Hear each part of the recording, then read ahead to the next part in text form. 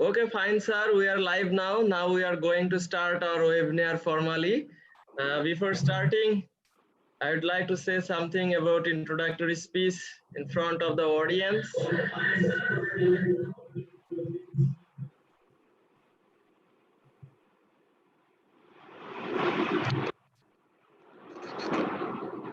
So, good afternoon, everybody. Dear Professor Vivek Kumar from India and Professor Boru from Bangladesh, Rabindra University, Bangladesh, and about 3,000 audience or participants from different countries of the world. I would like to wish you a very good afternoon. And we have the scholar from India, Professor Vivek Kumar, is ready to deliver a lecture on globalization and youths in South Asia, challenges and opportunities. First of all, I would like to introduce our honorable resource person and speaker, Professor Vivek Kumar. Professor Vivek Kumar is the Professor of Sociology, Chairperson, Center for the Study of Social Systems, School of Social Sciences, Jawaharlal Nehru University, India. He is also the coordinator of Global Studies program of the University of 6 universities of the world, like Humboldt University, Germany, Cape Town University, South Africa, and etc. He is also the Ambedkar Chair Professor of Sociology. It is instituted by Ministry of Empowerment and Social Justice, Government of India. He is also the visiting Associate Professor of the Department of Sociology, Columbia University, New York, USA. He is also the visiting faculty of Humboldt University, Germany. He is also the visiting professor of different universities of India like Pune University, Jammu and Mumbai universities. Professor Kumar was also invited to deliver Dr. Ambedkar Memorial Lectures by the University of British Columbia and York University. Not least but not the last but not the least, he has supervised 35 MPhil students and 31 PhD students. It's a big achievement, we think.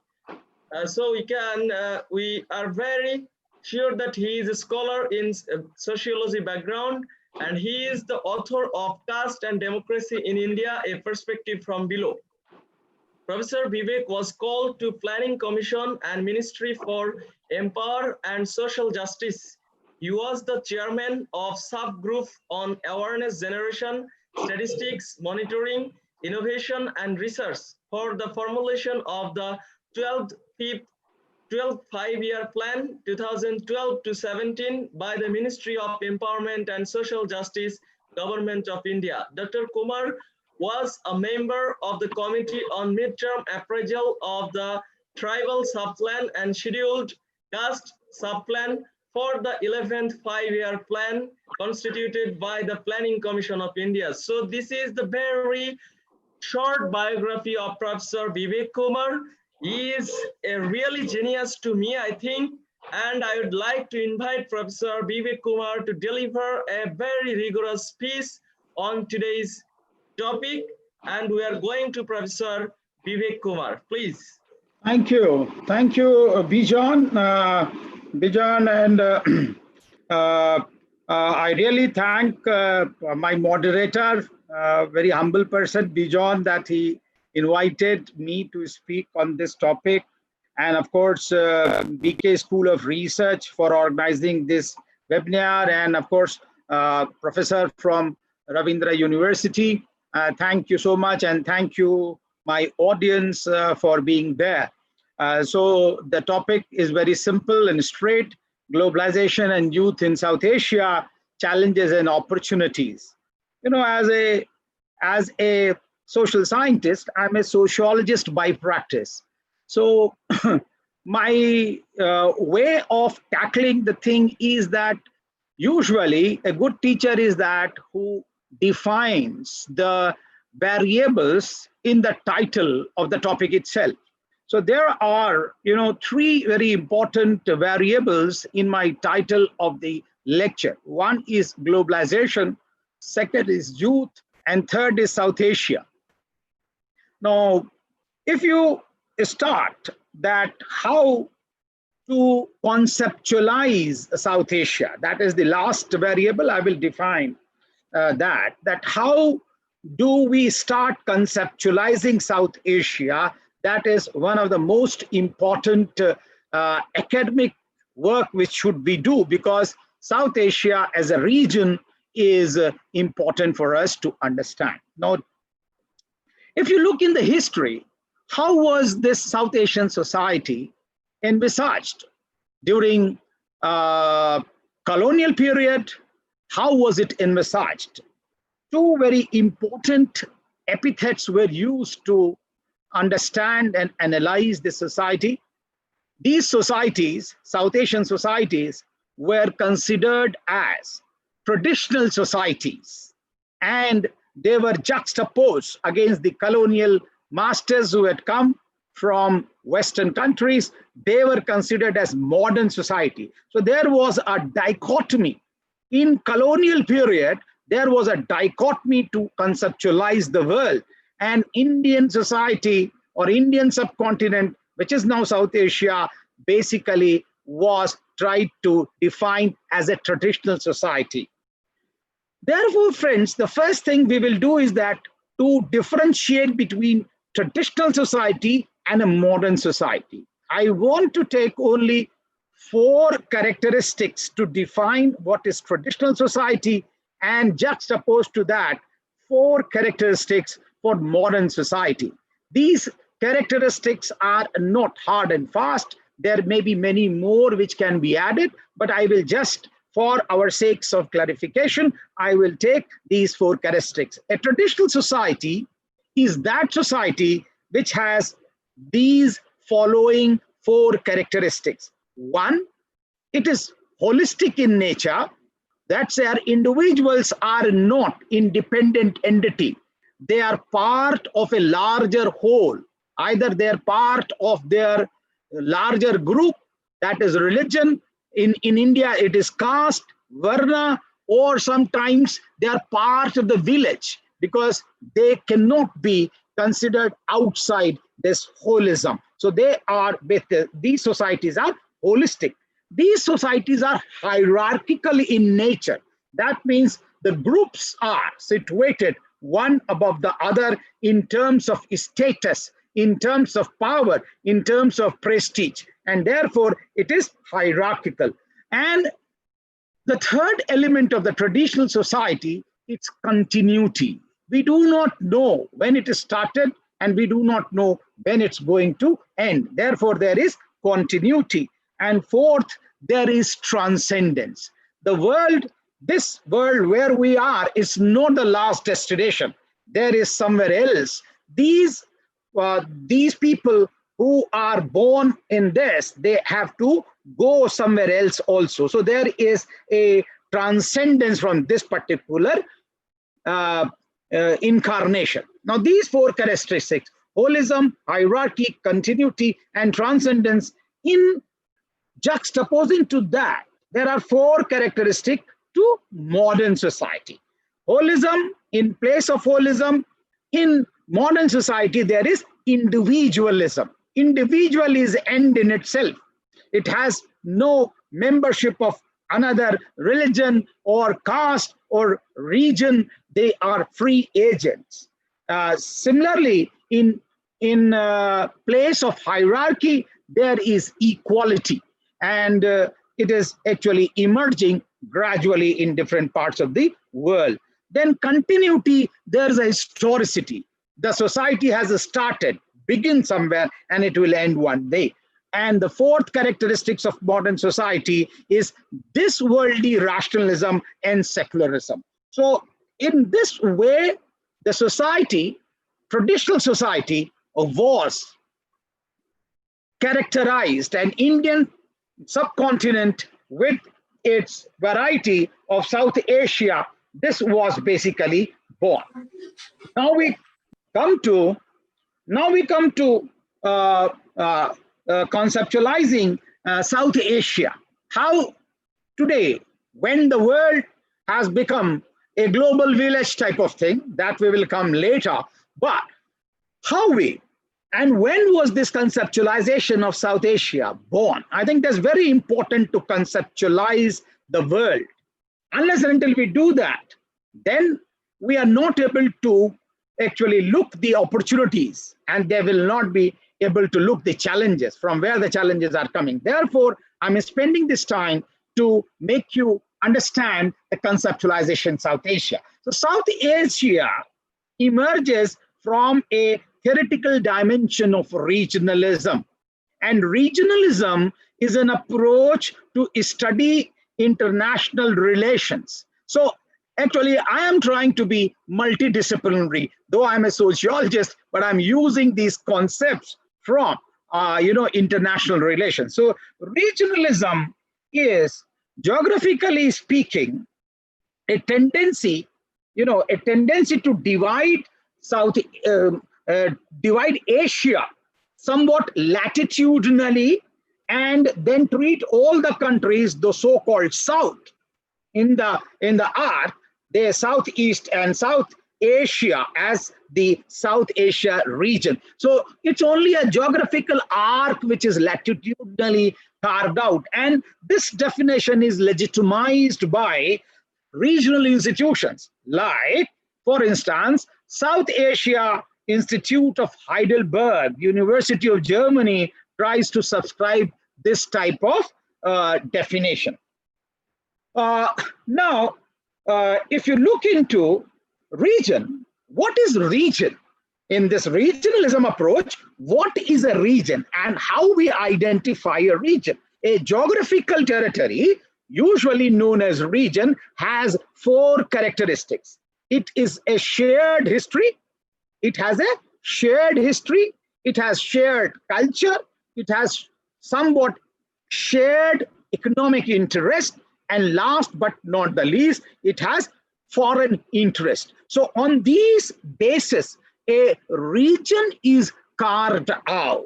Now, having said this, the world was divided into 15 regions. If we take the book, Open the Social Sciences, and this is Gulbenkian Commission report by Emanuel Wallerstein and others, who have tried to argue that how after the World War II, the world was whole divided into different regions. And 15 regions of the world were carved out. I will just name for you: North America first, Latin America 2, Western Europe 3, Eastern Europe 4, Russia 5th, and then 5 Africas: North Africa 6th, 7th West Africa, South Africa, Central Africa, and East Africa. 11th was East Asia, 12th was West Asia, that is Pacific, 13th was Middle East, and then Southeast Asia, and 15 South Asia. So it is in this manner South Asia was carved out. Now, having said this, World Bank recognizes that South Asia has 8 countries. These are Afghanistan, India, Pakistan, Bangladesh, Sri Lanka, Nepal, Bhutan, and Maldives. Now, if we have to care for the world, then we have to understand, friends, small little countries like Maldives, who we never think of, Bhutan, who never think of. Why should we study Nepal? And therefore, regional studies with these all small little countries, in South Asia, we know sometimes only India, and forget about that we have other 7 countries also. And therefore, regional approach becomes important. Now, therefore, after World Bank, we had SAARC, South Asian Association for Regional Cooperation. That cooperation that was founded in 1985 also recognized these 8 countries. And therefore, South Asia region is important as far as the world history is concerned. Now, if we are able to make more sense of South Asia, then friends, we should also try to understand from evolutionary, historical, and comparative approach to understand these. Actually, what is the contribution of this area to the world? I think it's very important. But to understand few characteristics of South Asia, this may be sociological, this may be political, all these types of characteristics, I think it's important. If we take a historical approach, then we see that this region was influenced by colonialism. All the 8 countries were affected by the colonialism. So colonialism becomes a very, very important marker for understanding South Asia as a region. Now, if we go a little bit deeper, then we will find that how colonialism impacted different countries very, very decisively. Now, for this, if we take India, India fought a long drawn independence battle to get freedom out of colonialism. Sri Lanka did not fight a war of independence, but they got freedom. Then Nepal got boundaries just because it entered into a treaty with East India Company. And East India Company, of course, was the harbinger of the colonialism in South Asia. So now the 4th country or the 5th country, you can see how it was decisively when the British colonial people were leaving South Asia, how they bifurcated India. And in turn, Pakistan was born, 14th of August 1947. So we have in South Asia another country, and out of that 71 we have another country. So we see that how South Asia has evolved gradually in the evolutionary perspective because of colonialism. The second way, actually, second very important aspect of colonialism, which affects even today, is very important, is the way colonialists developed Indian South Asia polity. They did not develop polity. They developed bureaucracy, long bureaucracy. And I'm taking from Myron Weir and also Atul Kohli, all have said that colonialists in South Asia did not develop polity. They developed big army and big bureaucracy. And as soon as a leader, a political leader emerged, they put them behind the bars so that politics, democratic politics, should not emerge. And therefore, friends, we see the reminiscence of that military state is still looms large in the South Asian subcontinent. Now, the second characteristic to understand South Asia will be development of democracy. A very important element to understand South Asia, that how a country, a region which was dominated by the colonialist is marching towards democracy. And each country has become democratic and more democratic in nature. But I think we could see at least two axes, or to understand and make sense, a deeper understanding of South Asia. One, if you see the axis of democracy, we see that democracy in Sri Lanka and India was to be consolidated, because constitution was at place in Sri Lanka, and Indian constitution was supposed to be promulgated, and it had started already on 29th of December 1946 it started, and by the time British leave, the constitution was almost there. So here the democracy was supposed to be consolidated with this. But the second axis, which developed over the years, it was basically that out of 70 years of Pakistan and Bangladesh, if you look, in Pakistan, 28 years, there was military rule here and there. And in 48 years of rule in Bangladesh, 17 years was actually a military. So we see that how oscillation, but now democracy has come to stay. There are democratic elections. There are elections under the aegis of election commission. So that means there is a seed of ripening of democracy in South Asia. The second axis which we have to understand is in South Asia, there were monarchies. At least 3 monarchies were there. They were constitutional, and sometimes Nepal, Bhutan, and Maldives. They were monarchies, and they are moving towards democracy. But there's a difference between Nepal and Bhutan. In Nepal, democracy emerged from the youth movement, people's movement from below.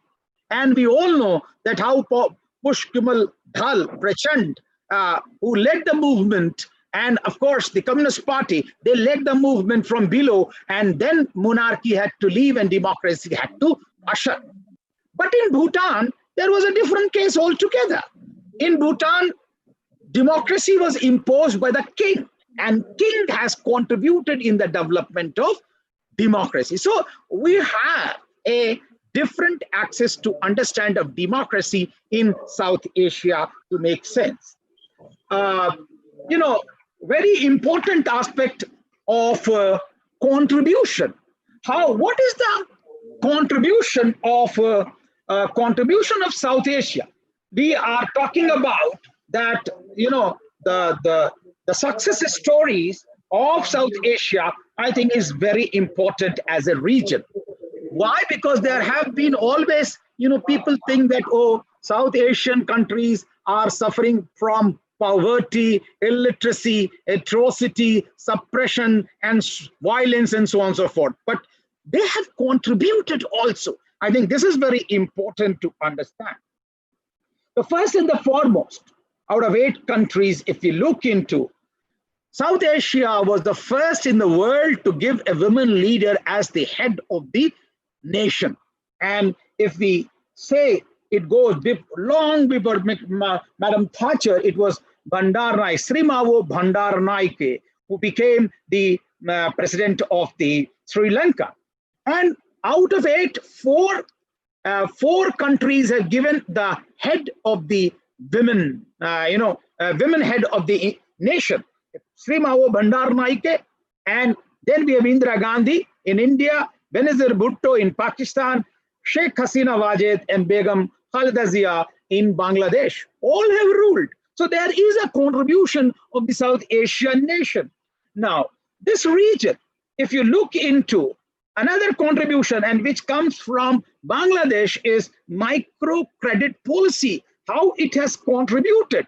Muhammad Yunus, Nobel Prize winner, founding of Grameen Bank, the pioneering concepts of microcredit finance. And Bangladesh presents a very different example where NGO have become MNC. Bark, working in 11 countries today is the MNC started with NGOs. Now, therefore, a very, very important contribution is coming from South Asia. Two more important. One is that Bhutan's contribution. It has contributed to gross national happiness index. While people are talking only about human development index, here is a small country in South Asia which is thinking of the happiness, and we can actually debate that what are the characteristics of happiness. Last but not the least, the king of Bhutan presented an example to the world that a king can retire, and he has set in the constitution the limit of age of a king to retire. We have examples from very developed democracies like UK, where queen is going on. But here is a king in a small nation who is saying that 65 years and I will retire. Now, these are very examples where we can understand that how South Asia as a region collectively is evolving gradually and moving towards democracy, is strengthening democracy, and then also contributing to the world polity. It is us, we have to take on us that we go and popularize these aspects. Otherwise, we will be only talking about poverty and illiteracy and atrocity on the Dalits. Now, having said this, let me come to explain another process, how I will understand the process of globalization in today's world. And of course, we will also take the contribution of the globalization. Now, globalization, I've explained you how the world was conceptualized, how the world in the colonial time conceptualized South Asia, traditional and modern societies. That was dichotomy. But now in the global world, it has become a global village. That's what people are trying to understand South Asia. But there is also a very important underpinning of the globalization process, that how the South Asians have to view the process of globalization. Why? Because there is the Western academia is trying to argue that the world has become one, and therefore there is a global village and one world and one culture. Homogenization is taking place.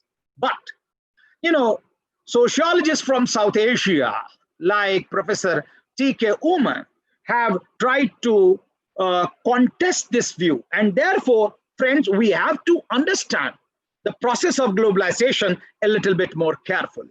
What is globalization? There can be three types of, definition that you have to understand. There is a unidimensional definition of globalization. The unidimensional definition of globalization argues that globalization is a process of economic exchange, and various countries of the world have lifted restrictions in the financial and goods exchange. So there is new regime altogether which is facilitating economic exchange. But this is unidimensional definition. There is a double dimensional definition of globalization. And what is that? The double dimensional definition of globalization argues that economic exchange are not taking place on their own. They are taking place with the help of technology. And what are the technology? It is, of course, MNCs, the multinational corporations, no doubt technology is there, but information technology, the IT, is very important part through which the exchange is taking place. Not only exchange in the economy through the technology, but also transportation.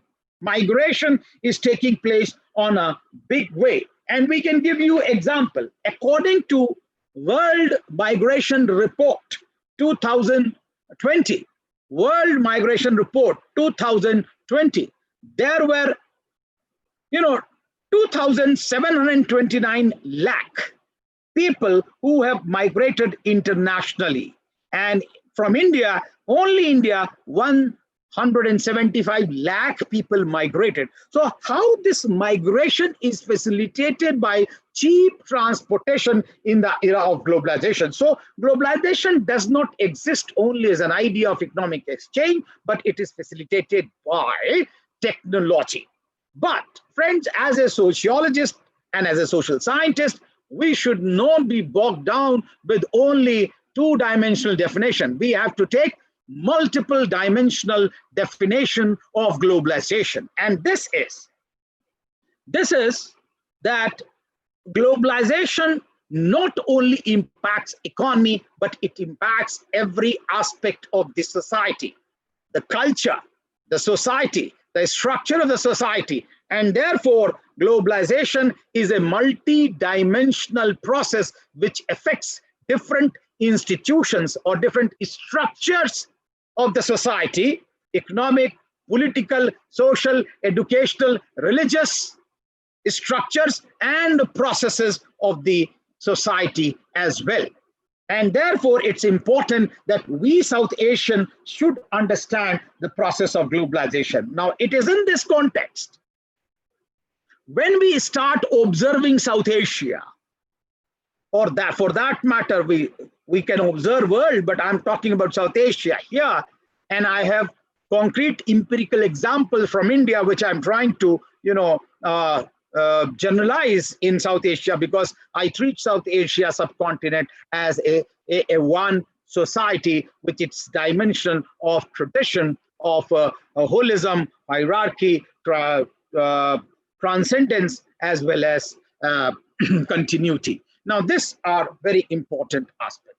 Now, in this context, when we look during this process of globalization, that is fast communication and communication system and technology transference, after Washington Consensus, especially 1990s, that 4-into-1 processes have started emerging. Now, what are these 4 processes that we have to look?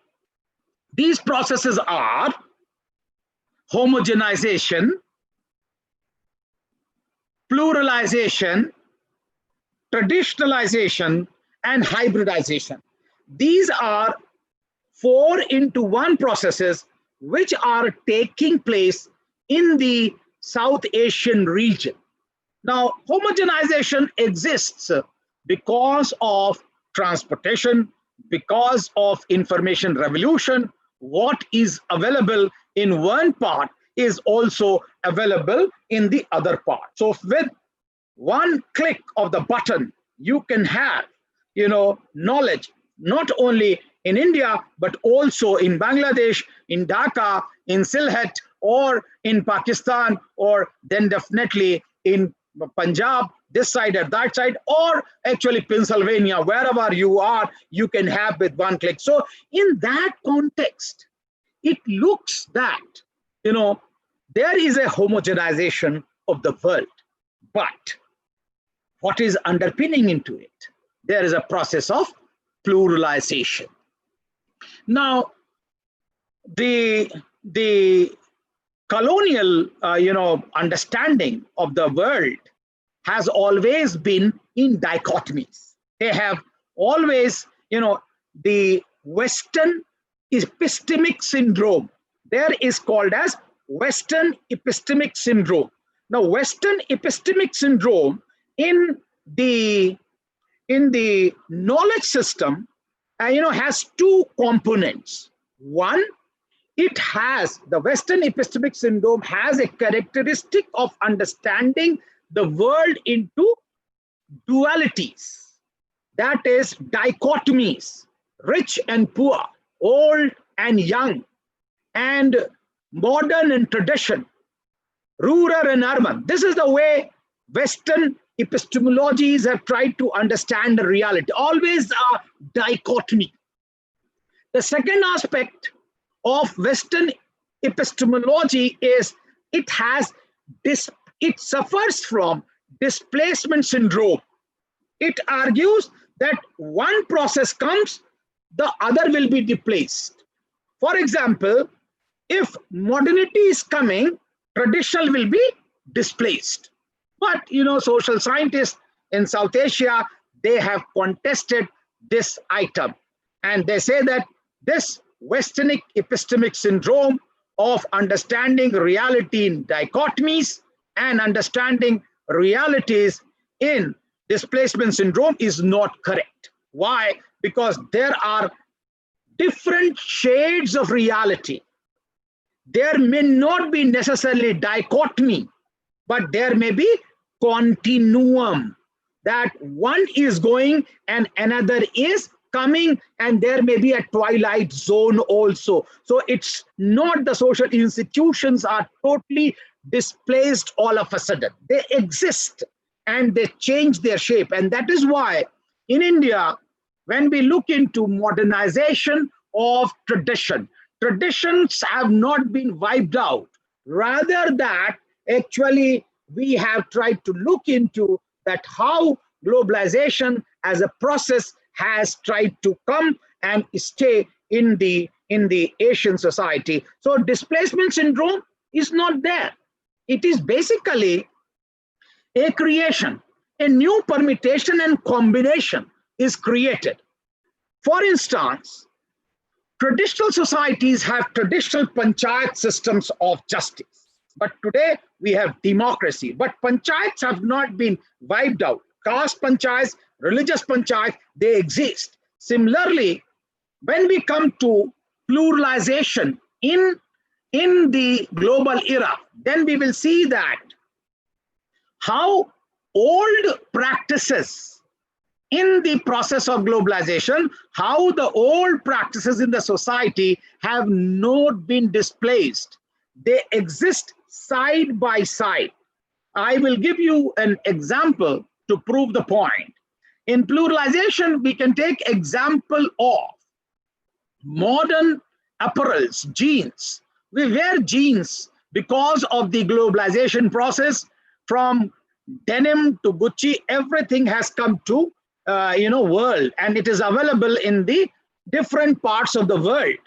But in South Asia, during the marriages, if I take example from India, Pakistan, Nepal, or Pakistan and Bangladesh, then we will see that how during the marriage, a young person would like to wear a sherwani during the marriage. He will wear his jeans and t-shirt during the general period. But during the marriage period, he wants that traditional dress. Similarly, the women in red sari or red lehenga, or actually the white apparel is very, very auspicious. So it is very important that we have to note that in the process of globalization, pluralization exists and things are not displaced. They exist side by side. The third process in the process of globalization in South Asia is process of traditionalization. The traditional identities, the primordial identities, they assert. And we can see that how when the globalization comes, we see that in the process of globalization, how the primordial identities, primordial languages, they are attacked by the other aspect of the global culture. But what happens that they do not actually give up. So what happens that a assertion of the traditional identities start. It may be led by youths, it may be led by the bigots, and it may also be led by the communal groups. It can be anyone. And I can give you an example from India very much that during the 14th of February, that is Valentine's Day, we look into that how the youth from the right wing, they start coming and saying that no hardship Archie card should not be there because it is spoiling the culture of the traditional society, and no couple should roam free on 14th of February. It is a Valentine Day, but you cannot do so. So people start at asserting, and we have seen that how religion has gone to the television.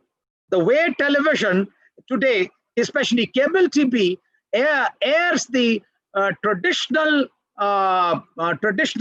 identities of the religion, it's foregone conclusion that how these things look into traditional in multilingual society, for example, where there are different languages, there is local translation of Hollywood movies. There is local translation of geographical, geographic channel.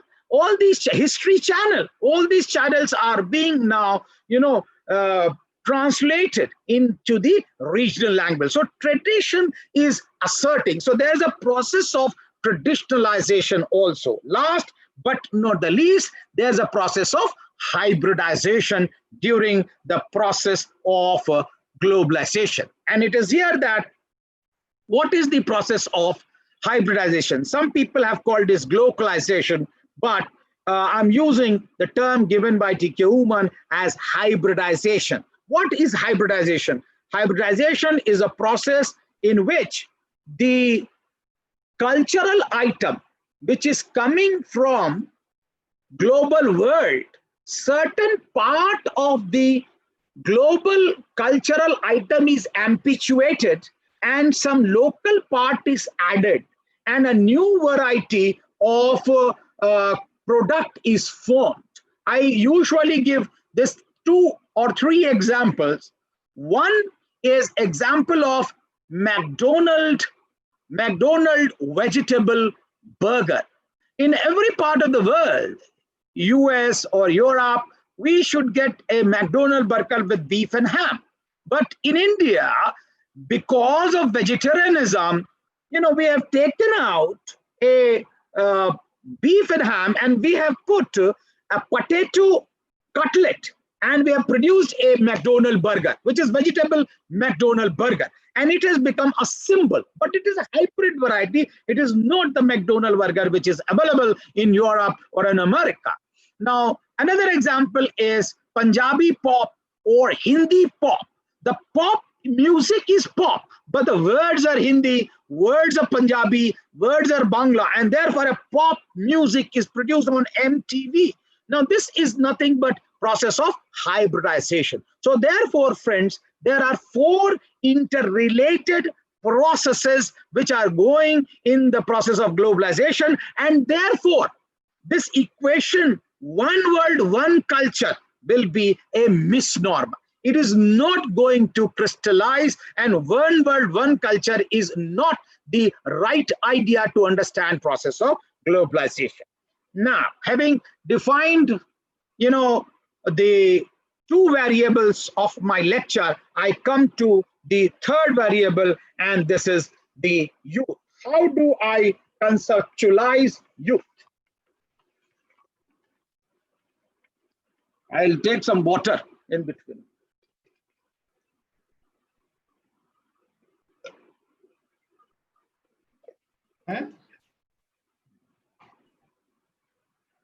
Okay. I was taking some water, so I stopped. Yes, sir. Okay, I can begin again, Bujan? Yes, sir. Yes, sir. You just again. So Okay. in this gap, I'd like to say all the audience to ask any questions or query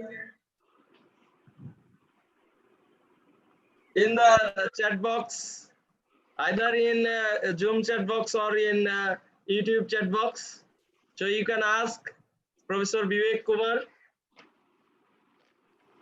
So, sir, please carry on. Okay. Now, how do I conceptualize youth, and whether there can be a conceptualization of youth also, because societies have different statuses. There are adults, there are actually old people, but youth as a category, usually youth is a social category which has been defined of the people age between 15 to 35. 15 to 35 years of age is considered to be. But when we look in South Asia, there are different countries who have tried to define the youth with different age group. For example, Bangladesh defines youth as a category between 15 to 24. Pakistan defines youth between 15 to 29. Nepal 16 to 40. Maldives, it is 18 to 34. Now, therefore, we have to see that there is no unified definition as far as the age group is concerned. And we can see that how different countries are basically now infested with different parts of the different percentage of population of the youth population. But before coming to that, let me elaborate on youth. How do we envisage, and we should envisage? Sociologically, the concept of youth is a very new, not very old concept. As far as if you compare the origin of civilized society, is not very old. Professor Tika Uman argues that even in Western society itself, youth as a category emerged very late. For the first time, French philosopher Rousseau talked about young people in 1762. So that means in 1762, for the first time, youth as a category, a status symbol started emerging. Now, why was this a bifurcation or emergence of a new category started? It was so that individual learned everything within the home. Earlier, there were no schools, there were no other institutions where people could go, neither industries, all even production used to take in family. And therefore, individuals learn everything in home, and his father was a teacher or his mother was the teacher, and therefore they could learn. But there was no exclusive institution of training where there was dissociation of different statuses. So there was a unified status of the individual. There were children or there were adults. But as the process of industrialization started and there was expansion, there was intense specialization of roles and statuses, and the division of labor started, and hence a specific role to the category of 15 to 35 started, and they started learning different types of specialization. Now, therefore, friends, it is important for us to understand youth not from age, rather than we should understand youth from content which the people have during that age period. Now, what is the content of this category, which is called as youth? What is so unique content of this category that we have to underline to understand? The content of this important age is immense psychic and physical energy. Immense psychic and physical energy. They have immense enthusiasm, and therefore these psychic and physical energy and enthusiasm, they want an outlet. It is important that we should look into outlet, how the outlet is there.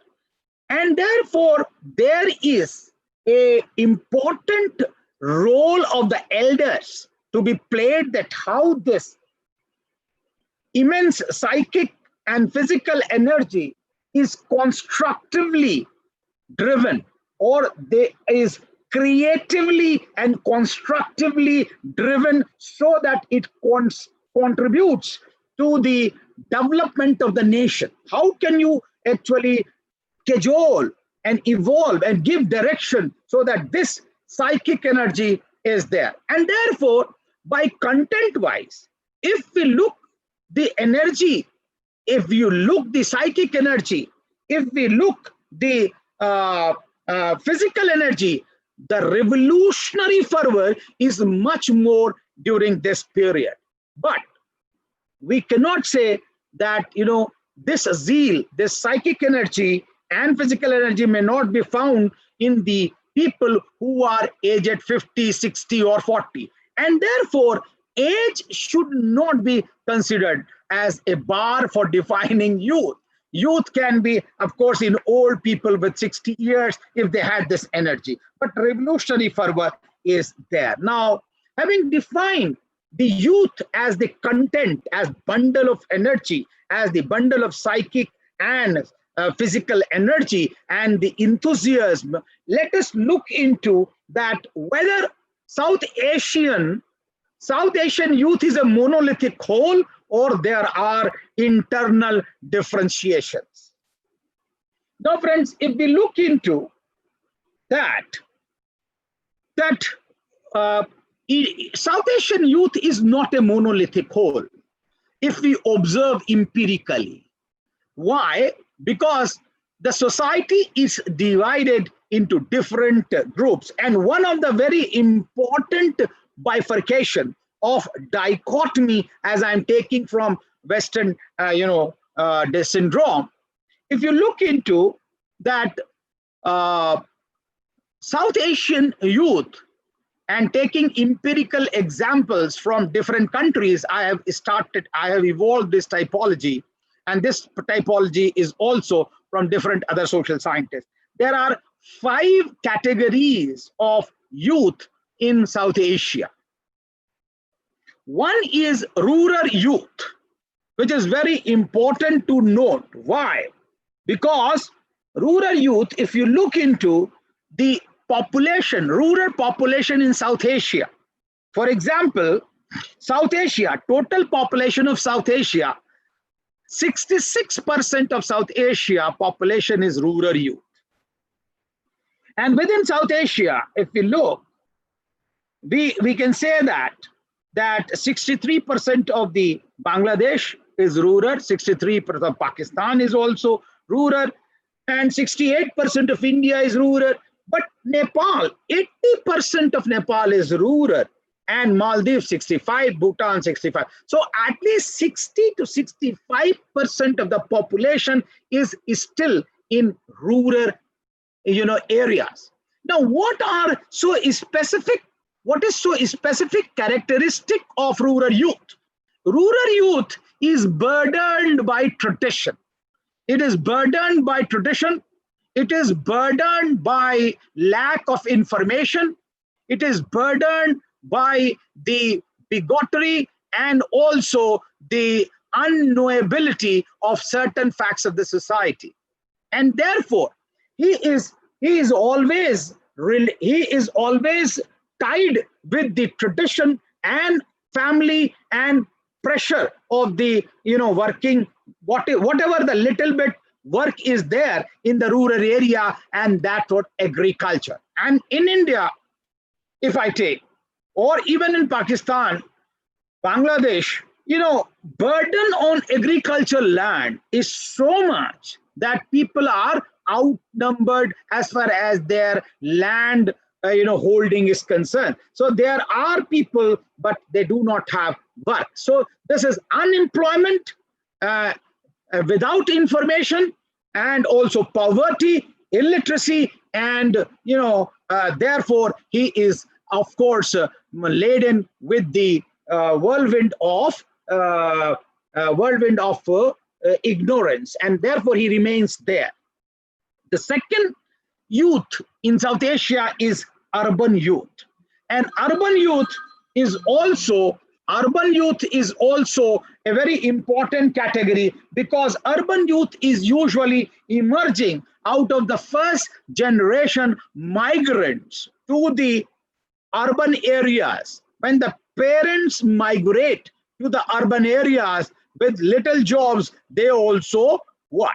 Now, in that way, if we look that these people are still very much obedient to their parents, they are listening to the whims and fancy of their parents. They depend on their parent wishes. So if the parents want, say that you become doctor, they will be doctor. If they become, usually become engineer, they will become engineer. And they do not go to the wishes. Now, it is these group, when they go to colleges and schools, they are exploited by the local leaders, the political leaders.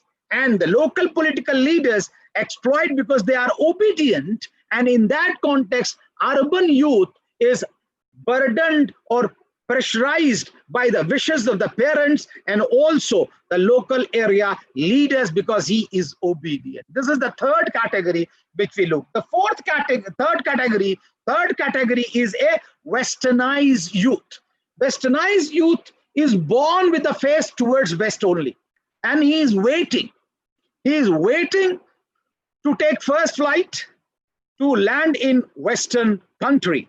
His songs are Western, his films are Westerns, and therefore, he is ready to move. And therefore, he is cut off from his traditional roots and is not able to contribute in a positive manner to the society because he is facing a marginalized youth in different categories, the poor, marginalized, suppose if I take Bangladesh example, the Chittagong Hills, the Chakmas, actually they are Adivasis, we call it them as tribals. There is a youth where 7.5% of Indian population is, tribals. And of course, in Nepal, there are Madheshis who are, of course, different types of youth. So marginalized youth is also there, which have a injured psyche because of their exclusion from the society on the basis of region, on the basis of caste,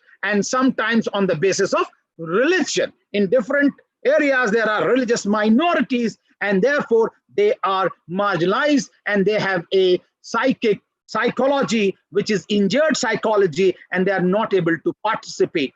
We have seen that how youth in South Asia, in Sri Lanka, because of the marginalization the way LTT maneuvered the youth, they started a very different type of movement which threatened the integrity of the nation itself. Now, having said this, last but not the least, we have a crisis-prone globalized youth. Now, there's a difference between westernized youth and a crisis-prone globalized youth. What is that? The crisis-prone globalized youth is different from westernized youth because his reference group is not only Western society. His reference group is all global world.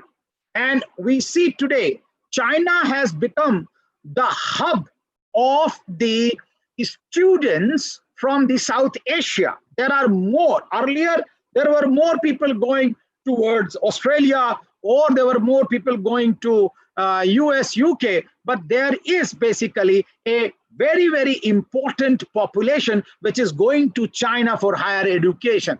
Now, that is why we say that a globalized youth had a reference group from all over the world. Now, in this context, what is the crisis which he faced?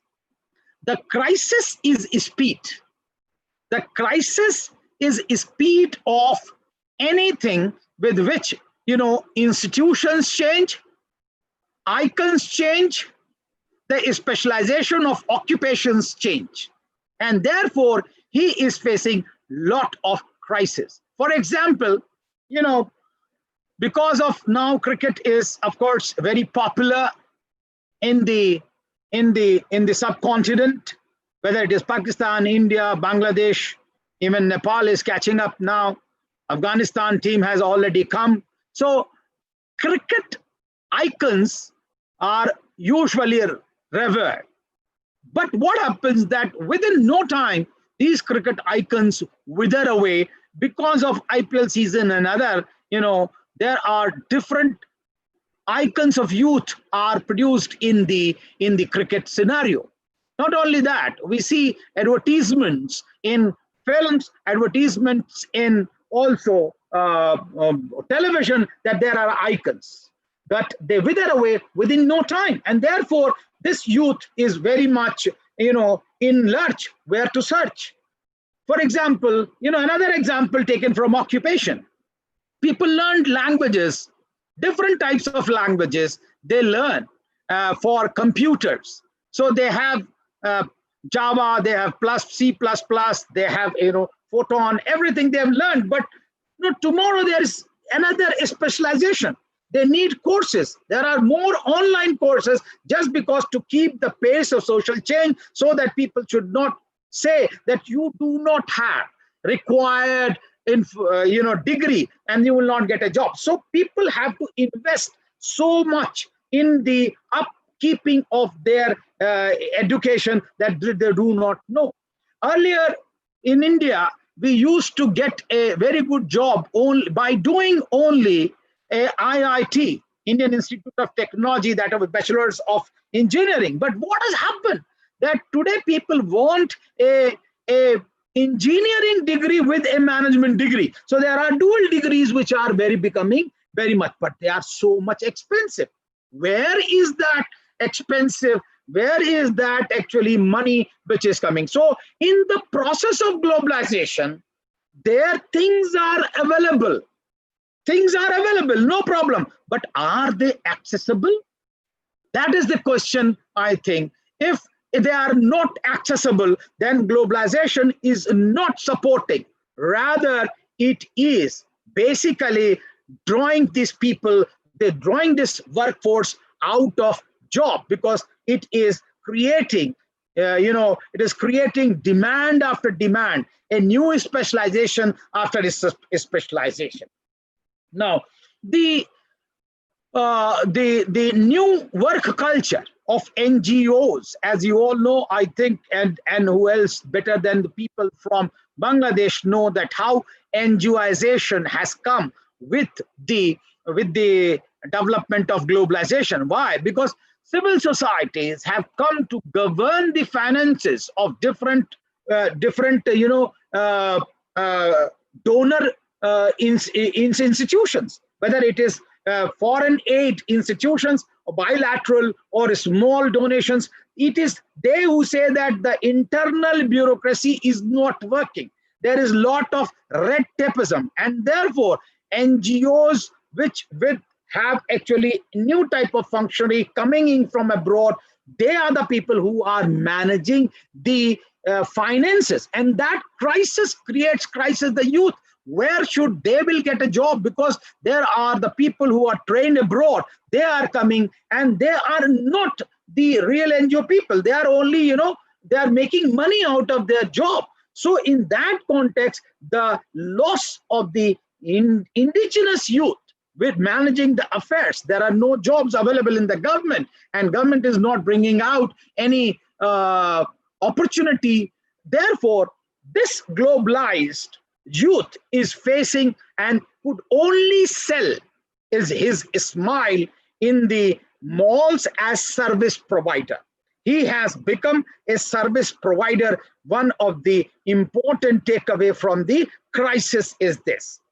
Now, having said this, I think I was Dulal Biswas from Dulal Biswas, yeah, he has written this article, and I think he runs a organization. He is president of National Federation of Youth Organizations in Bangladesh. Now, if you read the story from a particular region, then you will find that there is no capital to start an organization. The world has become competitive, and in this competitiveness, if I take example from India again, there are 6.3 million micro, small, and medium enterprises, SMEs, MSMEs, micro, small and medium enterprises. And these are backbone of the economy, and they give 80 million people job. But when there is a crisis of capital, these people do not get capital. Next, the experimentation. Where is the room for experimentation? You are up against a very formidable, opposition or opponent, that is China, which is preparing, goods and services at very cheap rate. So this is again a crisis for globalized youth. The women aspect is also very important. Gender aspect is very important. If you take gender, the process of globalization has not helped. The tradition is still carrying on. The age at which the South Asian women get married is very mind-boggling. Somewhere 15.6 years or 15.8 years, they get married. Now, it is in this context that burden or fertility and fraternity starts emerging. Now, how she has to tackle. Now, these processes of globalization, therefore, friends, have given different crises to different sections of the society. The rural youth, the urban youth, the westernized youth, the marginalized youth, as well as the youth of the more globalized world, which wants to compete. But now, the process of globalization has seen, therefore, a very formidable opposition, and different sections of the society have actually opposed this process of globalization. And pandemic, at least COVID-19, is talking about that how the process of globalization in the world has affected not only youth in universities and colleges, but it has affected the labor migrant youth, which of course is in big numbers. And therefore, friends, I think we as a whole has to look into the world system which has been produced by the globalization, because I think that process of globalization itself has put number of countries in crisis. If you read, the crisis of women, especially how actually the whole fabricated or the cloth industry, the ready-made garment industry, how that women are being exploited, young women are being exploited in that industry. And, they cannot leave the job. Naila Kabir has written a very good article that women work in the garment industries more than the maid. This is an example, of course, from Bangladesh as well, and they cannot leave. And the garment industry people, they keep them more there because they rely more. Women are more reliable. That is also there. They are reliable because they cannot leave. They have to run their family. It is not that actually they are docile. No, they are more committed to their families, and therefore they cannot leave job and get exploited. Now, in that sense, I think the big owners, industrial owners, they have become only suppliers. Now, this is the process of the globalization, which has brought information revolution on the one hand, which has given some opportunities to the people to go out and study and take degrees. But when they come back to their home, how they will contribute, that is the challenge, I think, that we have to look into. Bujay, I should stop here.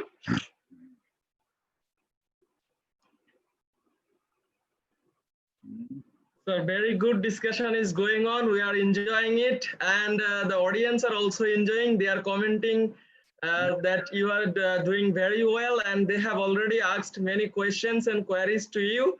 Okay. And if you think it is okay, then we will start to give you the questions. Yeah, I think it is 20 minutes. So if we can take these 20 minutes question answer, and there may be more. Otherwise, I will say something more then. But Okay, first, sir, I think if you think it is okay, then we will start to ask. We will go to a question answering session.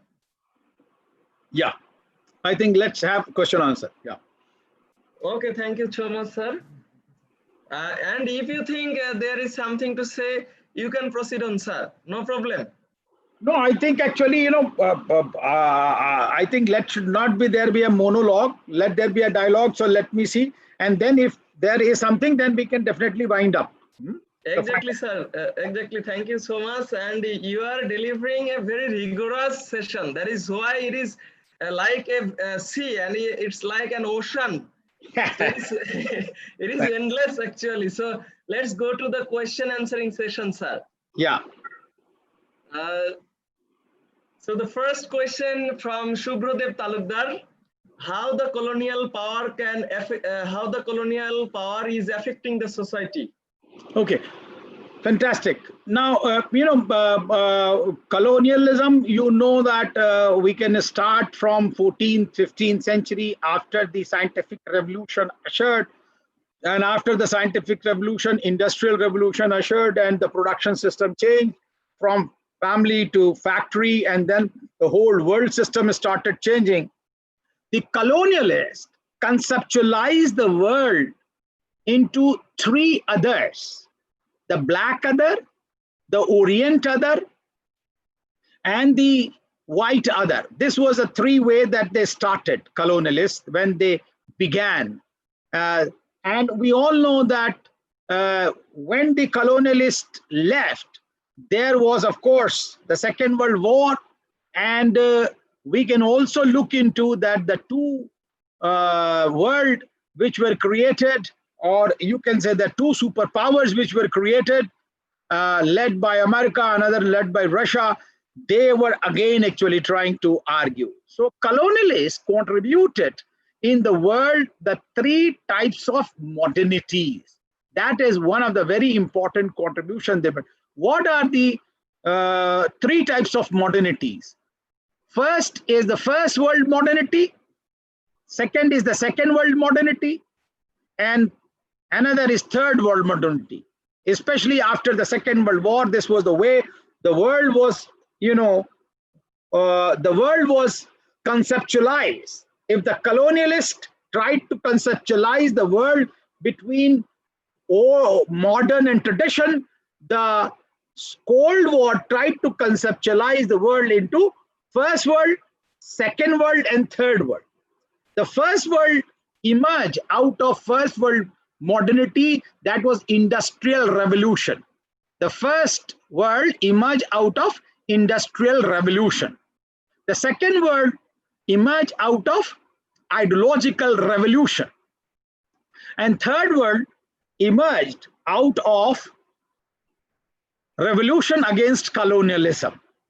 Now these colonial masters, they created a long discourse, and they created a framework to understand the society. And that's where the theories of development, the theories of modernization, they were created.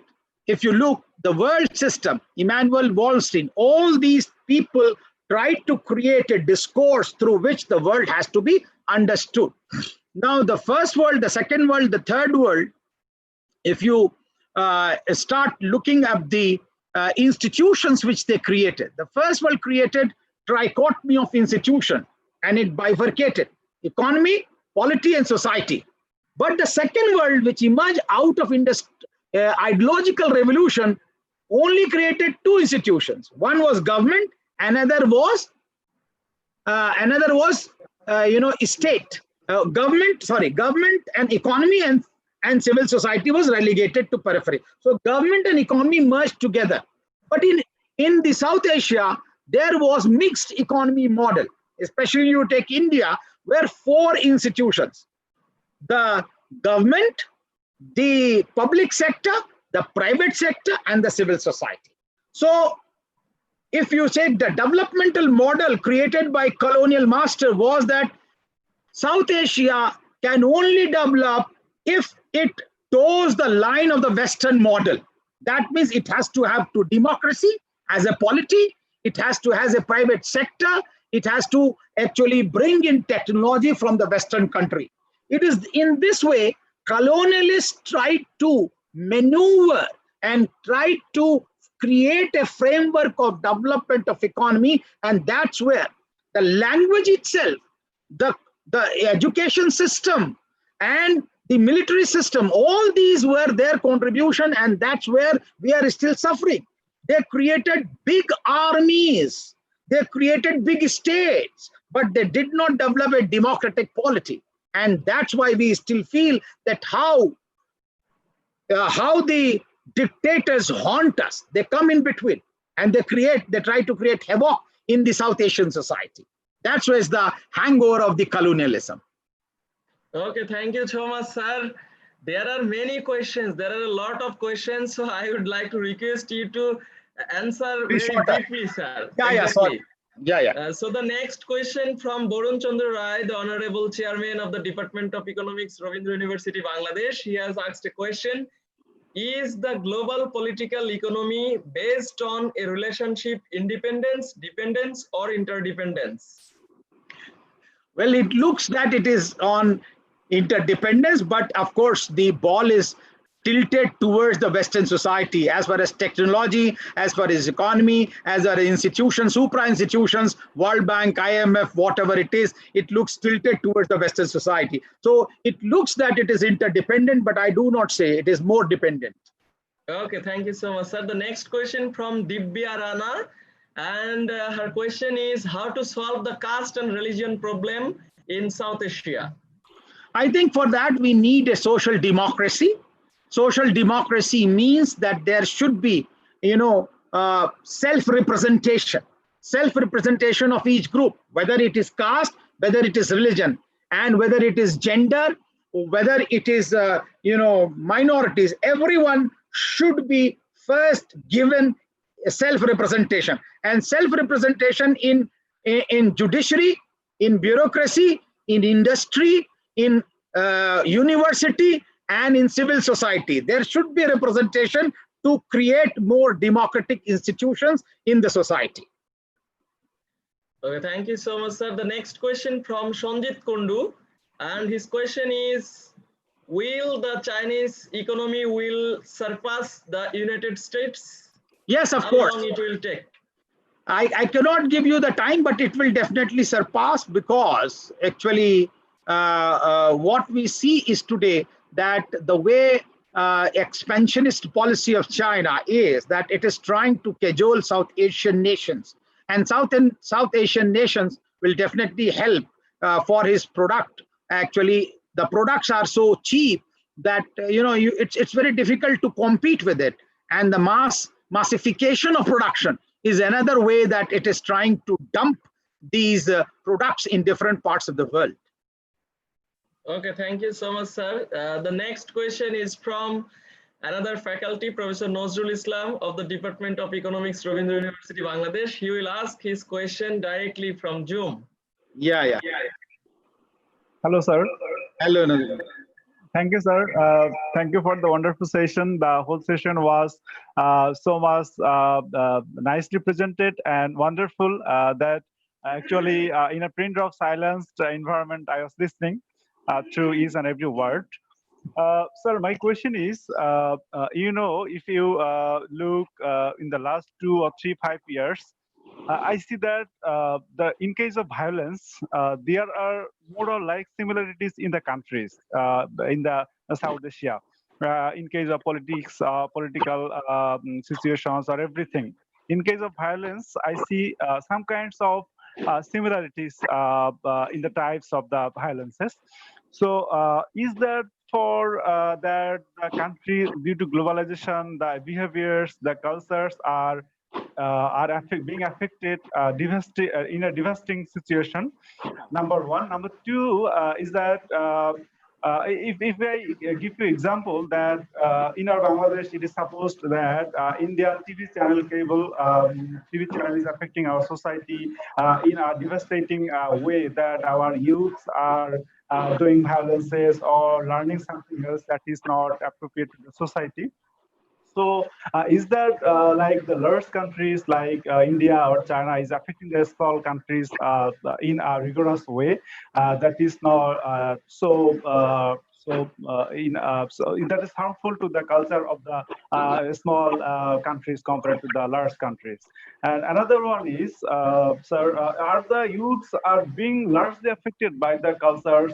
If I give example like TikTok from China, so is the cultures of the large countries is affecting the youth so in a devastating way? And if it is true, then how can we reduce it, or how can we solve the issues? Thank you. Thank you, sir.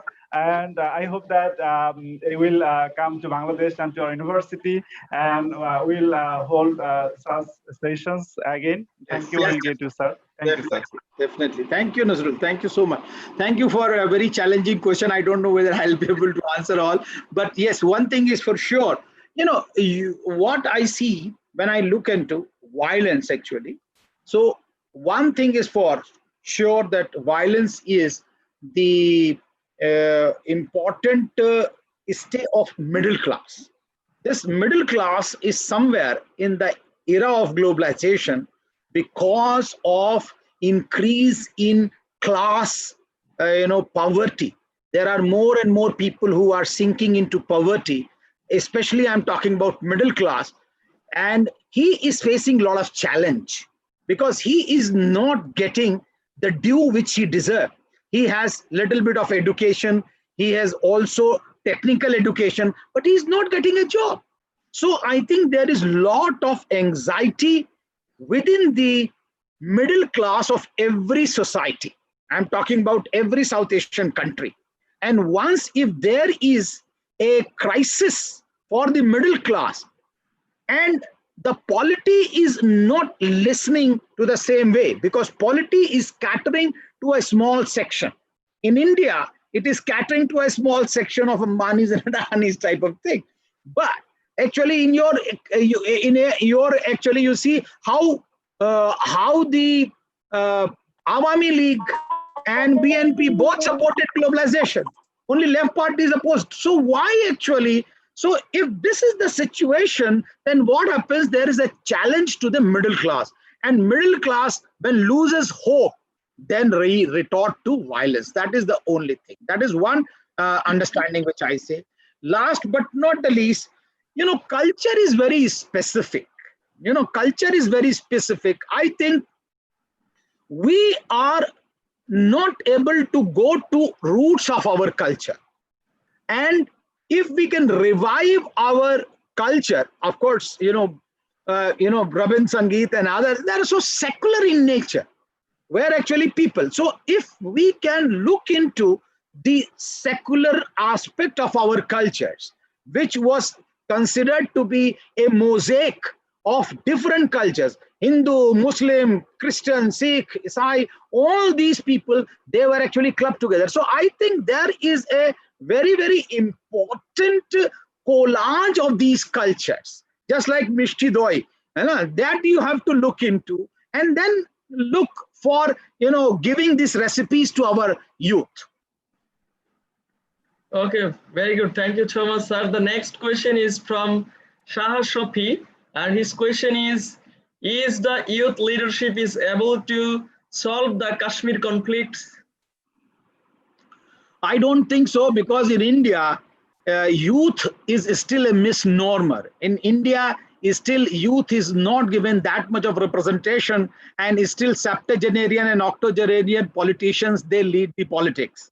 So we have septuagenarian, 70-year-old, 60-year-old. These are the politicians who set the agenda. You see, from our partition, it was Gandhi who set the agenda. Then actually it was now at the 70 age, Anna Hazare set the agenda. And now Modi is setting the agenda. Where is the youth? So youth cannot solve the problem because there is no representation of the youth. Okay, sir. The next question is from Mysers School of Economics, Sopian, Kashmir. And the question is, how COVID-19 will affect international relationship, especially in the South Asian countries, as no one is going to trust one another. No, but I don't think that, look, this is the problem of the South Asian origin. This problem is, of course, the origin of the process of globalization.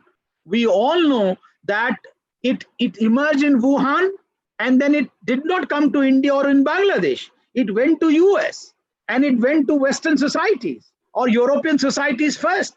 It created havoc, and then actually it came to India. But in South Asia, I think we have given a lot of actually credit to our lockdown. And in Bangladesh itself, actually, Sheikh Hasina Wajed the Prime Minister gave 1 week for migrant workers to go there to the houses. And in India, we get only 4 hours. So you can imagine actually that people are managing it differently. And therefore, I do not think that South Asia, there will be any impact as far as COVID is concerned. China is different. If China is impacting, and if China is scheduling different countries, then there will be a problem rather than COVID-19. Okay, sir. The next question is from Nandaraj Roy, and his question is, what will be the duty to reduce the abuse of our culture? I think if we can give a representation of cultural items of every community and society and celebrate it rather than obliterate it. The problem is not of obliteration, but celebration. Celebrate each other's ideas at the national level. I think then there we have a very composite type of culture. Okay, very good, sir. The next question is from Ajay Yadav. His question is, can SAARC be as like as EU and ASEAN? Actually, unless and until certain countries stop playing a big brother role and treat each and every country as equal partner, I think it can play a good role rather than actually dictating the terms. That is what that is the important aspect of foreign policy, that you treat every country as equal. Okay, very good. Thank you so much, sir. The next question is from Surendra Yadav, and his question is South Asia is the main problem of the lack of information. How to deal this? I don't think so. It is lack of problem. It is actually problem of greed, that people try to hide the problem. They are not ready to share. So there is enough for everybody's need, but for not enough for everybody's greed. So you need to share. Unless until you share, it will be a problem. So greed is the problem and not the actually lack of information. Okay, sir. The next question is from Shushma Sagar. Her question is, what are the differences between casteism and untouchability? Casteism is a process where the powerful caste or groups, they try to exclude people, exclude from the institutions of governance, education, and production. That is industry, judiciary, bureaucracy. You try to exclude on the basis of certain powerful group in the caste. They try to exclude. That is casteism. And untouchability is only that when you do not take food or water from someone, you do not allow yourself to be in your private interactional pattern. That is untouchability, which is a minuscule problem. But casteism is a bigger problem which tries to exclude people, and where the few powerful castes, they monopolize the institution of governance, production, as well as education. Okay, very good, sir. The next question is from Tamil Mani, and the question is, South Asia have vast natural resources and young youth power, but they are not utilizing it properly. How to utilize it? Yes, I think actually, there are not, many capsules, but one thing is for sure, that if you really want to harness the capacity and capability of the youth, you have to give them an agenda. The nation has to give them agenda. Nation have given them how the young Japanese, how young Chinese, 30, 40, they are leading the world. But actually here, 50, 60, 80, they are sitting and they're not giving us agenda to govern. I think unless and until youth gets a unified agenda and becomes the leader, I do not think that we can use our resources of youthfulness, which is, of course, a very young population in South Asia. So we have to get the opportunity, we have to get the platform to utilize our capacity and capability. Okay, sir, thank you. The next question is from Suchitra Sharma, and her question is, can we focus on localization or globalization? I think we need to look first how China has developed.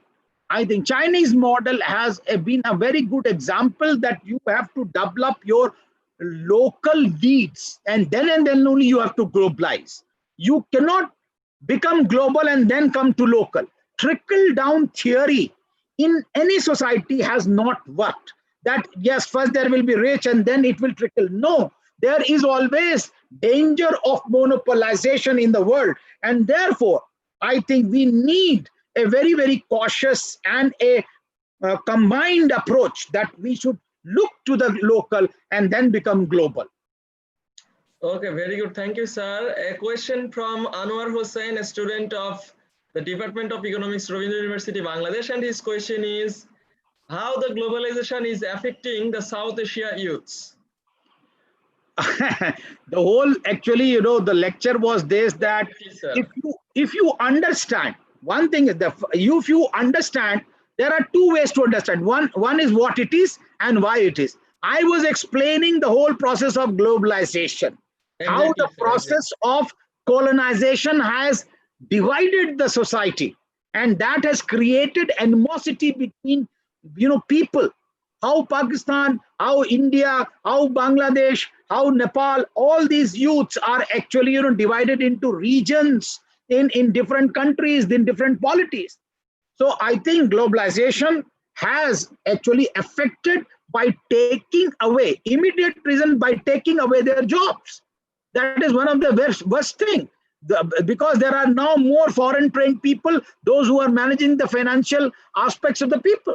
There are people, financial resources, where industries have come from abroad and they have reduced the industrialists in the country as only suppliers. So this is the way they have affected youth negatively. Okay, very good, sir. The next question is from Jahur Ahmed. And his question is, what are the hazards of globalization? What are the problems of globalization? Hazards of globalization is that it is tilted toward Western societies, Western institutions, IMF, World Bank, WTO, all favor the Western countries. And there is no level playing field. Whatever technologies are already there, we try to import and then we start playing to their gallery. So instead of that, the country should start strengthening themselves. Why is it that 99 countries of the world only joined process of globalization? Rest are still not ready.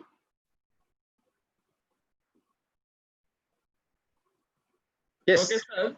The next question is from an anonymous audience. He has not mentioned his name.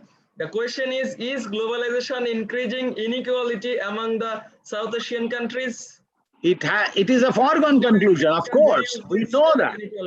It has increased the inequality. We know that there are only, you know, 100 people in the Forbes list from India who are billionaire, but 95% of the people live on 5 rupees only. So you can understand that how the trade deficits, if you take trade deficits, how it is tilted towards certain countries. So what is the contribution made to the state run universities? It is reducing day by day. So if the state university funding is reduced, that means actually poor people cannot do the state universities. They will have to go to private university, and private university will charge more. So it is a process of globalization. Okay, sir. The next question is, which country is getting more benefit from globalization in South Asia? Of course, actually, you see, if you go by the monetary aspects, I think, of course, it is India, because it is a big population. It was already prepared to face there were industrialists already, and there was also universities which have actually created in 1960s and 70s. And therefore, the people in Silicon Valley, if you see how are Indians, dominating in Silicon Valley. If you take doctors and engineers in UK, it are the Indians who are there. So globalization as a process has helped India as for a certain section of the society. But it has created, within the country, it has created greater divide, digital divide and economic divide, both. Okay, thank you so much, sir. There are a lot of questions, but the time is going on. We have already about more than 1.5 hours. So thank you so much, all the audience. We are very sorry that we have not picked all of your questions because we have the time limitation. And our Professor Vivek Kumar has given you the answer. I have tried to pick that questions who are general questions who are coming from the different participants. So I hope you all have got the answers of all types of questions. And I think this session was very interesting and attractive as well with his rigorous presentation of Professor Vivek Kumar. And thank you so much for joining a webinar organized by BK School of Research. I want to say something a little bit about BK School of Research. BK School of Research is a research firm which works with the global researchers. Now about 30 researchers of the different countries of the world now working with BK School of Research. So the main function of BK School of Research is to doing research, training, arranging seminar, workshop, and the youths and the interested economists, business fields from business, economics, sociology, and the different disciplines of social science, you can join in the different seminar workshop arranged by the BK School of Research. We are continuously arranging different types of webinars, so you can join. And I hope Professor Vivek Kumar's presentation was really awesome. And thank you so much, Professor. And you have given your valuable time to us, and we are very grateful to you. And I would like to invite you to visit Bangladesh if the world is become free from pandemic. And I hope you will give time us in future for this types of webinar. And I would like to say something for the very last moment, Professor Vivek Kumar. No, I think I thank you so much, Bijon, for giving me this opportunity to interact with the worldwide audience. I do not know how many people were there. How many people were there last attending? You told some. It's 2,700 people registered. Registered, okay. And how many people came? It is live program, so I see more than 500 people are watching till now. Okay, till now. So that means thank you so much for actually the global audience, because I think we usually don't get this type of interaction. And I think Bijon, thank you so much. And I also thank your colleagues, your institution, that really keeps this appetite of knowledge. It is very important, because if the knowledge is disseminated to the world, I think that is what is more important, rather than actually keeping knowledge to oneself. If the world emerges with knowledge, and I think if India and Bangladesh unitedly, or many other countries come together and give the world a lesson that, look, we are trying to educate the masses. That I think is very important. So you have done a wonderful job. I think I congratulate you. I congratulate your team and your institution. And I wish you all the best, that you keep on doing this good work forever. So people live only by education, but some people live for education also. So I think you are living for education. Congratulations, and wish you all the best. Sir. Thank you so much, sir, for your appreciating words, and thank you all the audience. I especially like to thank the Honorable Chairman of the Department of Economics, Professor Varun Chandra Rai, and my colleagues, Professor Nazrul Islam, Professor Ariful Islam, Professor Sharmin Shultara and Professor Pinkirani De. And thank you all of my students and all the participants of the different countries of the world for joining with us. And I think it was a very wonderful session with Professor Kumar. And thank you so much. And now I am going to end this session here. Thank you see how Kumar Bangladesh and how Kumar in India, they have exactly, sir. And we are not Professor relatives. Vivek Tell Kumar them from India. Yeah, tell them we are not relatives. It is coincidence you met me. Exactly, sir. Okay, There all is a the best. very coincidence between you and me. Yeah. Okay. Thank you. Thank you so much, Professor Vivek Kumar, sir. Thank you.